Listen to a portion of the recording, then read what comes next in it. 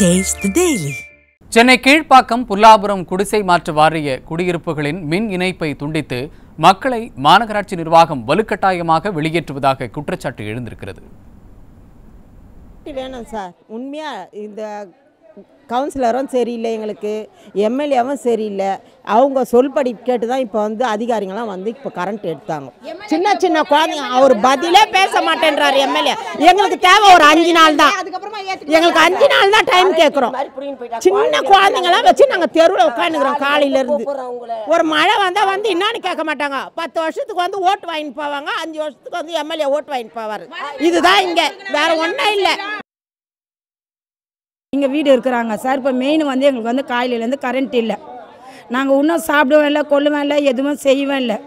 எங்களுக்கு கரண்ட்டு மட்டும் கொடுங்கன்னு தான் கேட்குறோம். இல்லை கொடுக்க மாட்டேன்னு சொல்லி எல்லாத்தையும் கரண்ட்டை ஃபுல்லாக அடியோட கட் பண்ணின்னு எடுத்துன்னு போயாச்சு சார். காலி பண்ணின்னு போனுங்களும் இல்லை, இருக்கிறவங்கள கொடுங்களாம் சார். நாங்கள் 10 நாள் டைம் கேட்குறோம். 10 நாள் டைம் கொடுங்க சார். நாங்கள் அதுக்கப்புறம் நாங்கள் எடுத்துடுறோன்றோம். இல்லை முடியாதுன்னு சொல்லிட்டு கன்ஃபார்மாக எல்லாத்தையும் எடுத்து எல்லா மீட்டும் பிடின்னு போயிட்டாங்க சார். இங்கே காலி பண்ண சொல்லி ஒரு 6 மாதம் கொடுத்தாங்க, இல்லைன்னு சொல்ல.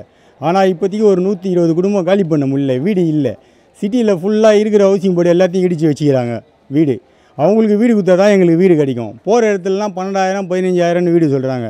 யூனிட் 8 ரூபா கேட்குறாங்க, தண்ணி காசு ஒரு 500 ரூபா சொல்கிறாங்க. எங்களுக்கு எங்கே வீடு கிடைக்கும்? ஒன்றே இல்லை, நாங்கள் இப்போ காலி பண்ண மாட்டேன்னு சொல்லலை. எங்களுக்கு ஒரு மாதம் டைம் கொடுத்தா நாங்கள் எல்லோரும் காலி பண்ணிட்டு அவங்களுக்கு ஒத்துழைப்பு தருவோம். அதுக்குள்ளேயே இருக்கிற கரண்ட்டில் மீட்டில் 288 வீட்டு கரண்ட்டில் மீட்டர் எல்லாத்தையும் எடுத்துகிட்டு போயிட்டாங்க. இப்போ எல்லா பசங்க குழந்தைங்க எல்லாம் தூங்காமல் இருக்காங்க.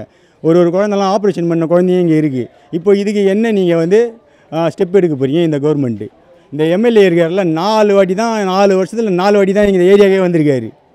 ஒரு மக்கள் பிரச்சனைக்காக எதுவுமே வந்ததில்லை.